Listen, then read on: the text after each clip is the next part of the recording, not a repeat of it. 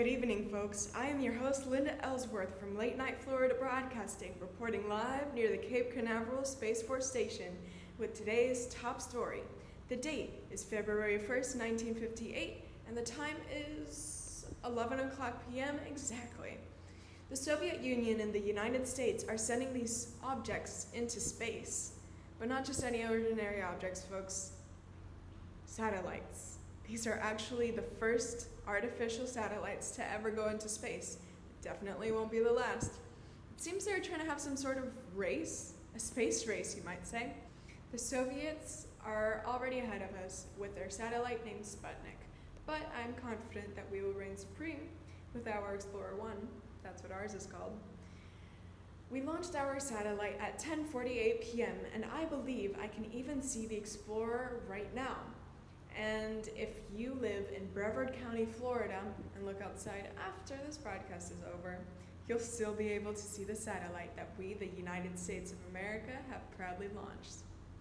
Now, folks, I am aware that these are difficult times and should not be taken lightly, because there is a chance that Russia could send a missile over at any moment.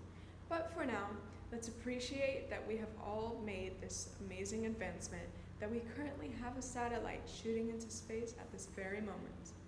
In other news, there is currently... This is Demetrius Lambert, streaming live from the White House, where President Kennedy is about to release some new vital information regarding the new Communist Party in Cuba. Let's tune in with him now.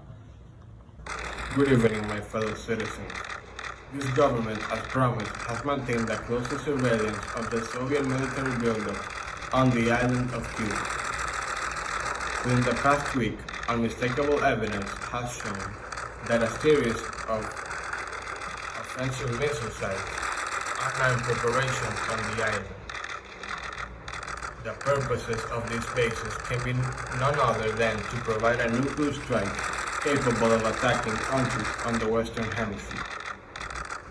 The characteristics of these new missiles indicate two different types of installations. Several of them include medium-range ballistic missiles capable of carrying a nuclear warhead for a distance for more than 1,000 nautical miles.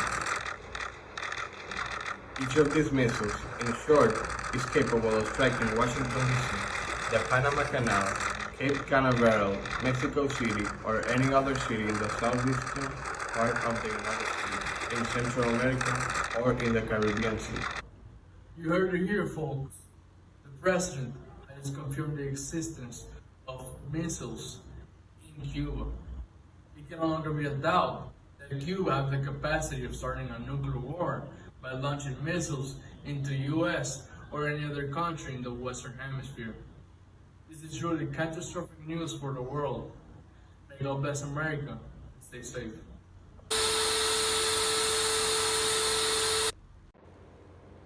This broadcast will be right back after a short commercial break by Campbell's Makeshift Cooking.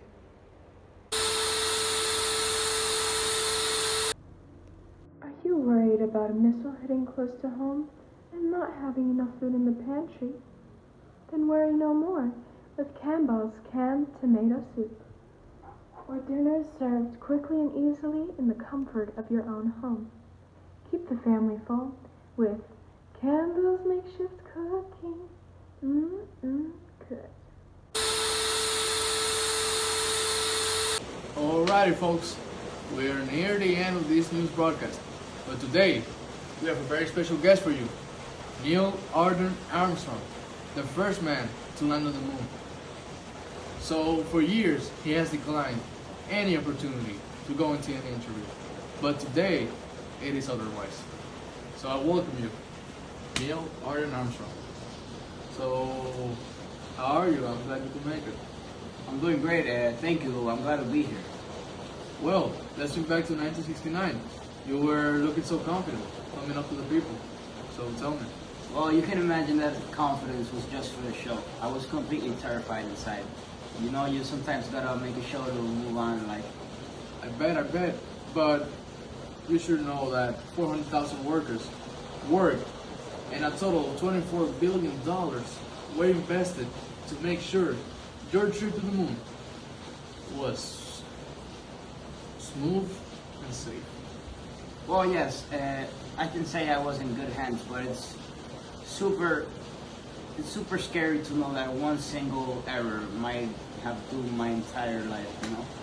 Well, not only were you riding that rocket, but also all the hopes and dreams of all mankind. Well, yes, I wanted to succeed not only for myself, but to comply with the world and the mission. Now, tell me, Neil, how was it like? What was it like being on the moon? Yeah, the moon, of course. Well, you can imagine it was completely terrifying, but it had its good aspects, you know. It was super shocking how we were constantly falling all the time.